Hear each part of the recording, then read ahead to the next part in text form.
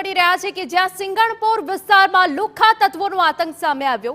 મોડી રાત્રે ખુલ્લી તલવાર સાથે વાહનોમાં તોડફોડ કરી હોવાની વિગત છે। ગોવિંદનગરમાં ડીજેમાં થયેલા ઝઘડાની અદાવતમાં તોડફોડ કર્યા હોવાની વિગતો સામે આવી રહી છે। ગોવિંદનગરથી લઈને બહુચરનગર સુધી પાર્ક થયેલા વાહનોનો ખુરદો બોલાવ્યો અસામાજિક તત્વોએ।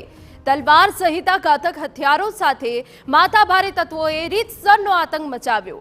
કાર અને બાઇક સહિત 10 જેટલા વાહનોમાં તોડફોડ કરી હુમલાની ઘટનામાં એક યુવક પર ઘવાયો હોવાની વિગત છે। જો કે આ સમગ્ર બાબતે હવે સિંગણપુર પોલીસે વધુ તપાસ હાથ ધરી છે। સંવાદદાતા બળદેવ સુતાર પૂરી વિગત આપી રહ્યા છે। બળદેવ, શું વિગત પ્રાપ્ત થઈ રહી છે?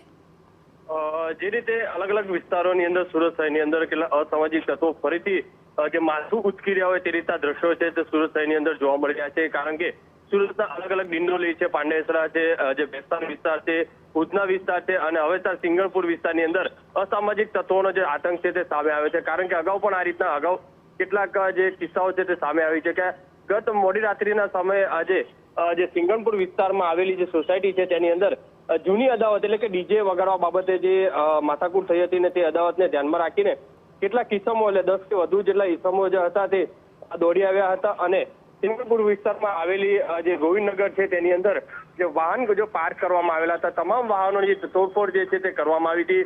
હાથમાં જે લાકડાના દંડા, તલવાર અને લોખંડની જે પાઇપો લઈ અને કેટલાક ઇસમો હતા તે લોકોને ધાક ધમકી આપતા હતા અને સાથે સાથે જે વાહનો પાર્ક કર્યા હતા તે તોડફોડ કરી અને જે ત્યાંથી ફરાર થઈ ગયા હતા।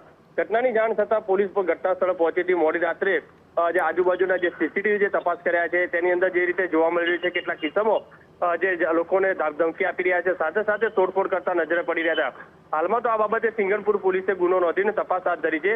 ત્યારે મહત્વની વસ્તુ એ છે કે લોકોની અંદર એક ભયનો માહોલ જોવા મળી રહ્યો છે। આ રીતની જે સ્થિતિ જે છે સુરત શહેરની અંદર જે જોવા મળી રહી છે તે ચિંતાજનક છે।